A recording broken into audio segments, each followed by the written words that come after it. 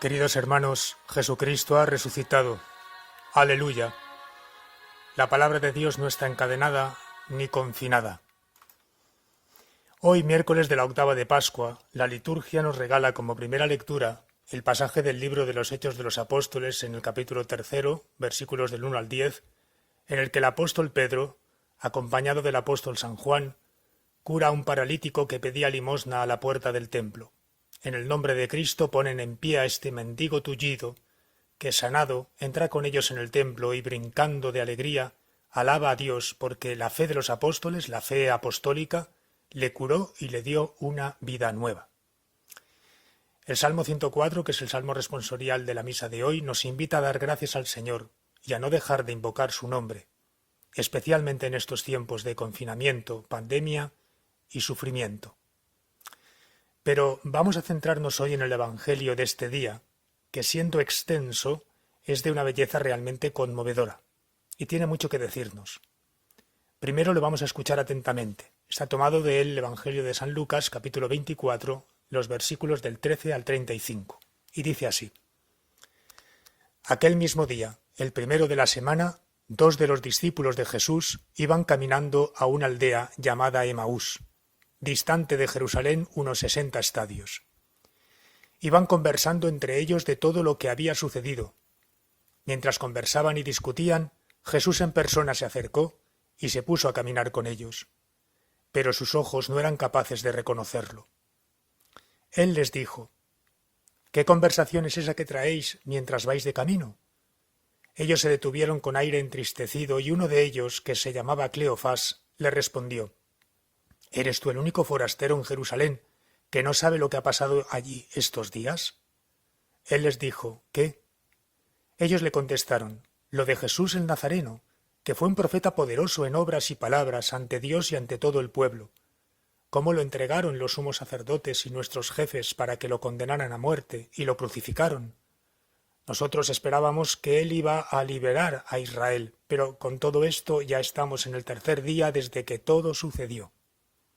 Es verdad que algunas mujeres de nuestro grupo nos han sobresaltado, pues habiendo ido muy de mañana al sepulcro y no habiendo encontrado su cuerpo, vinieron diciendo que incluso habían visto una aparición de ángeles, que dicen que está vivo.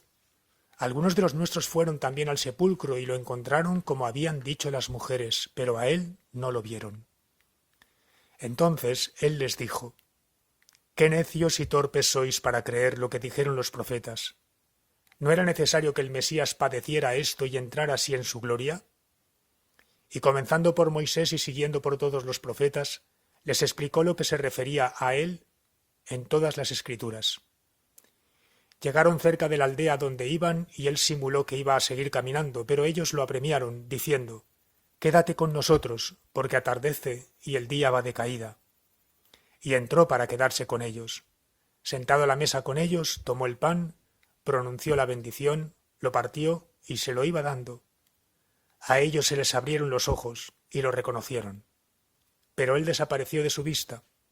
Y se dijeron el uno al otro: ¿no ardía nuestro corazón mientras nos hablaba por el camino y nos explicaba las Escrituras? Y levantándose en aquel momento se volvieron a Jerusalén, donde encontraron reunidos a los 11 con sus compañeros, que estaban diciendo: «Era verdad, ha resucitado el Señor y se ha aparecido a Simón». Y ellos contaron lo que les había pasado por el camino y cómo lo habían reconocido al partir el pan. Palabra del Señor, gloria a ti, Señor Jesús. Queridos hermanos, repasemos un poco, después de haber escuchado este precioso Evangelio, algunos elementos esenciales de este famoso pasaje de los discípulos de Emaús y detengámonos a contemplar este proceso de encuentro con Cristo, que es una magistral pedagogía del Señor y de su gracia. Porque Cristo nos trabaja así, nos trabaja procesualmente, sin forzar nuestros límites, como bien dice el Papa Francisco, pero igualmente sin dejarnos en nuestros errores y conduciéndonos con una paternal pedagogía que está llena de delicadeza, llena de amor y de verdad. Es la pedagogía de los procesos. Cristo nos ama como somos, nos acoge como somos, pero no nos deja donde estamos, siempre nos lleva hacia adelante. Estos dos discípulos que hemos escuchado, saliendo de Jerusalén en la mañana del domingo, emprendieron el camino hacia una aldea cercana, llamada Emaús, tal vez su aldea de origen. Y tal y como nos ha narrado San Lucas, emprendieron este camino tras el anuncio que María Magdalena y las otras mujeres, en obediencia a Cristo, habían hecho a los apóstoles acerca de la resurrección. Pero ellos no creyeron y consideraron aquel anuncio como desatino de mujeres. ¿Qué nos puede decir hoy a nosotros este pasaje? Cristo resucitado se hace presente a dos discípulos incrédulos y además decepcionados, abatidos y hasta llenos de juicios interiores que convierten en murmuración entre ellos.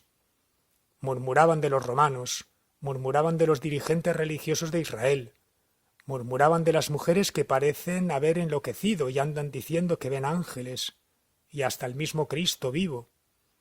Murmuraban también de Cristo, que les prometió algo que no parece haber cumplido. Estaban pues un poco también como nosotros, ¿verdad? Que tantas veces estamos llenos de juicios y murmuraciones. Murmuramos en estos momentos de los políticos, murmuramos de los gobernantes, murmuramos de tantas cosas. Bueno, pues así estaban ellos. Y así les da alcance Jesús. Porque Cristo no da nunca por perdido a nadie, ni nos abandona jamás a nuestra suerte. No se desentiende de nosotros cuando nos ve encerrados en nosotros mismos y llenos de lamentos y de quejas. No, Cristo resucitado se hace presente aunque nosotros no lo merezcamos. Y se hace presente precisamente por esto, porque aunque no lo merezcamos, le necesitamos. Pues bien, mientras conversaban y discutían por el camino, Jesús en persona se acercó y se puso a caminar con ellos. Pero sus ojos no eran capaces de reconocerlo, dice el Evangelio. No podemos reconocer a Cristo en nuestra vida, hermanos, cuando nuestros ojos están más centrados en nosotros mismos que en Él.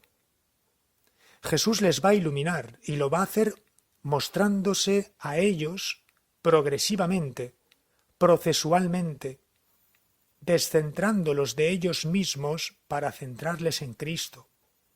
Lo va a hacer con delicadeza, como ayer vimos que lo hizo con María Magdalena, no de golpe, no irrumpiendo de un modo violento o estrepitoso, con rayos fulgurantes y sonidos de trompetas diciendo aquí estoy yo que he resucitado. No.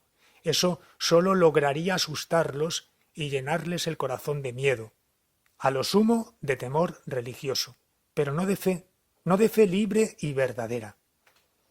Veamos pues cómo Jesús ilumina sin deslumbrar y cómo alumbra sin imponer nada.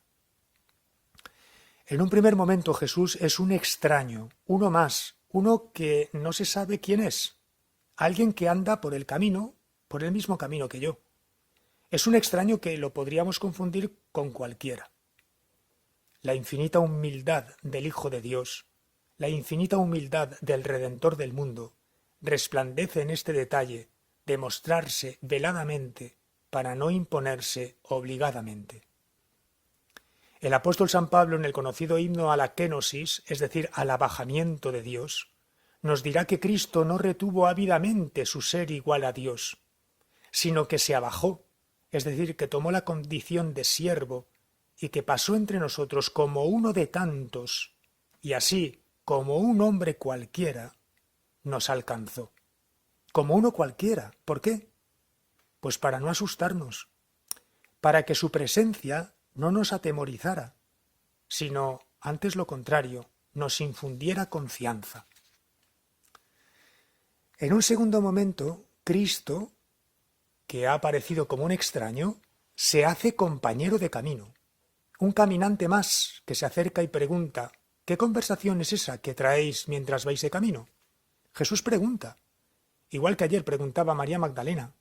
Jesús pregunta porque quiere que pensemos, que reflexionemos y que hablemos, que abramos nuestro corazón. Jesús se pone a caminar con ellos iniciando un diálogo y haciéndose el ignorante acerca de lo que ha ocurrido esos días en Jerusalén.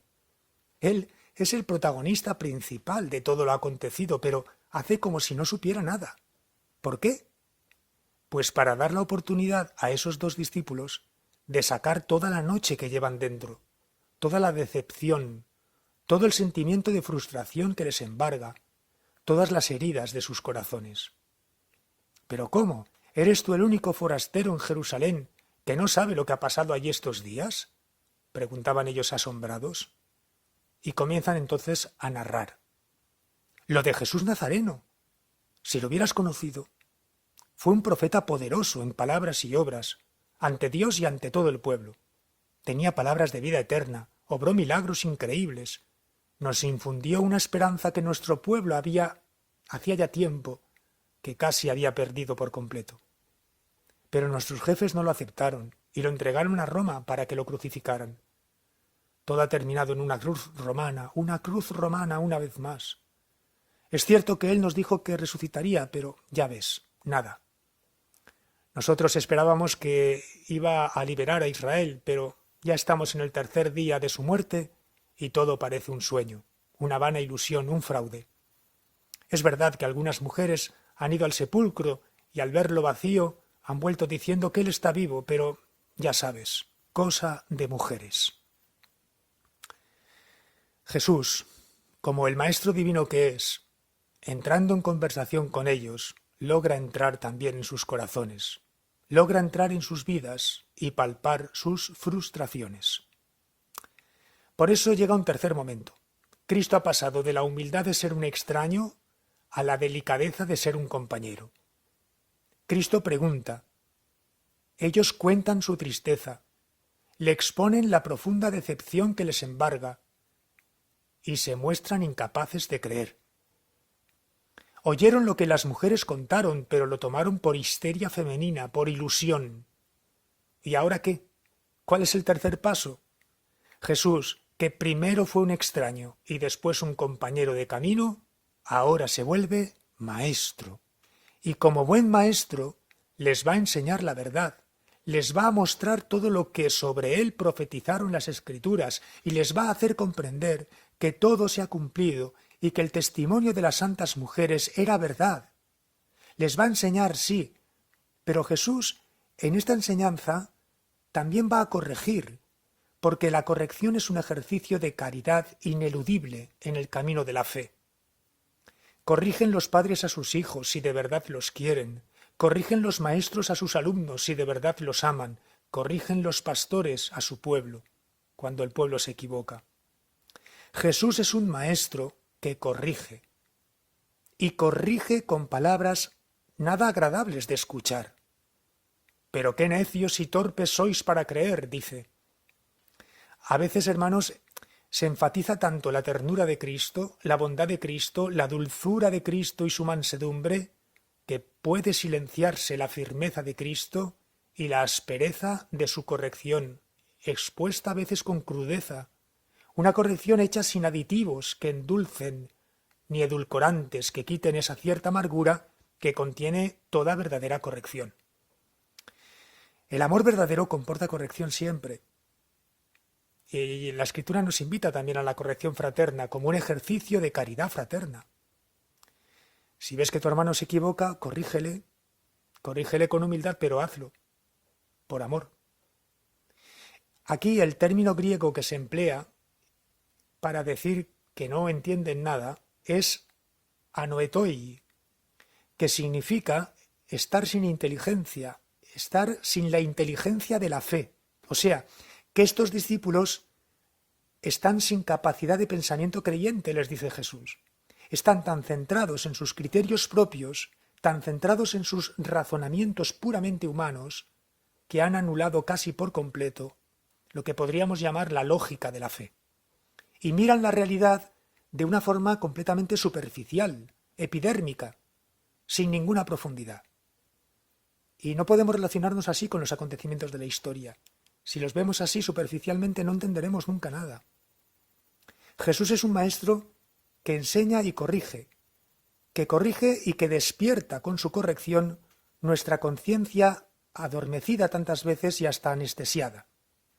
Jesús es un maestro que corrige, pero también es un maestro que dirige, y ahora, tras la corrección, dirige la mirada, el pensamiento y el corazón de estos dos hacia las Escrituras, y les parte las Escrituras por el camino, y a su luz verán la luz.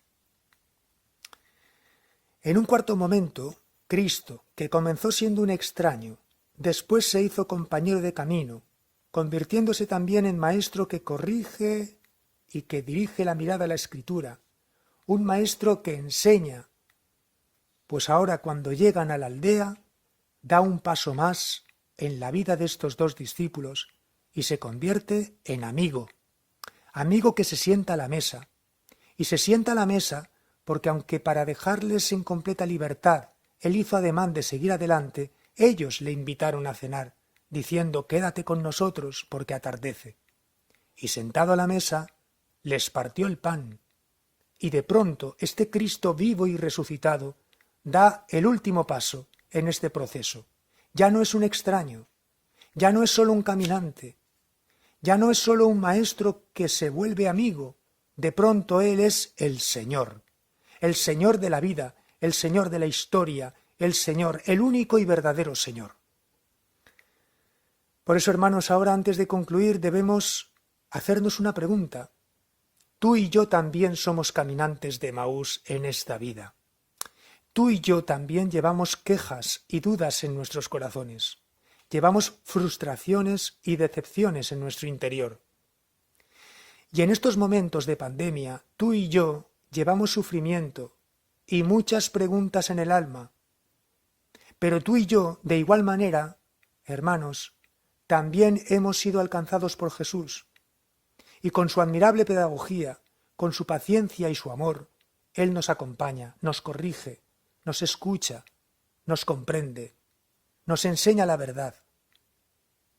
Por eso, tú y yo, ante este Evangelio, nos debemos preguntar hoy, ¿en qué paso del camino de la fe me encuentro? ¿En qué momento estoy? ¿Es Cristo para mí todavía un extraño? ¿O ya es un compañero de camino con quien puedo dialogar y con quien puedo desahogar el corazón? ¿Es maestro que me enseña y me corrige con amor y firmeza al mismo tiempo, partiéndome las Escrituras? ¿O ya es el amigo de mi alma que se ha convertido en el Señor de mi vida? Tú tienes la respuesta, hermano mío, dentro de ti. El Evangelio termina diciendo que ellos le reconocieron en la fracción del pan, es decir, que se reconoce a Cristo cuando nos parte el pan de la palabra y nos reparte el pan de la Eucaristía. Partir, repartir y compartir. Esa es la dinámica de la fe y de la evangelización en la comunidad cristiana. Toda Eucaristía viene precedida por la liturgia de la palabra, ¿verdad? Y toda liturgia de la palabra viene precedida por un acto penitencial, que es con el que comenzamos la misa.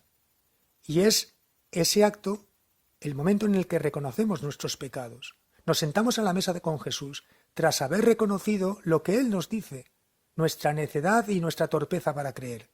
Y tras haber escuchado las Escrituras como luz y fuego de amor, entonces comulgamos con el pan de la vida, que es Cristo el Señor. Dice el Evangelio que Él desapareció de su vista. Desapareció de la vista, pero quedó en sus corazones. Ya no necesitaban verle con los ojos del cuerpo, porque lo veían ya con los ojos de la fe. Se fue su presencia física, pero quedó en ellos su presencia sacramental. Y ellos marcharon entonces a toda prisa a Jerusalén a encontrarse con la comunidad de los creyentes. Ahora creen y vuelven con los hermanos de quienes se habían alejado, y allí se confiesa la fe. Era verdad, ha resucitado el Señor. Y contaron lo que les había pasado por el camino, dice el Evangelio, y cómo lo habían reconocido al partir el pan. Ellos contaron, ellos dieron testimonio, hicieron profesión de fe. Es la misión, hermanos míos, es la evangelización. Hermanos, vivamos descentrados de nosotros mismos, centrados en Cristo y concentrados en la misión evangelizadora. Nuestra vida es un camino desde el Emaús de nuestras dudas hasta la Jerusalén de nuestras certezas. Los acontecimientos que nos envuelven estos días llenos de tanto dolor y el acontecimiento global de una pandemia mundial que ha puesto en jaque a todos los poderes de este mundo, solo a la luz de Cristo, en su misterio pascual de pasión, muerte y resurrección, se podrá vivir y se podrá en su día comprender. Cristo es la luz Cristo Redentor en una cruz. Él es el Salvador del mundo y sólo Él da sentido pleno a toda la historia. Nos ponemos en las manos de la Santísima Virgen María, suplicando la salvación para el mundo entero. Que Dios os bendiga.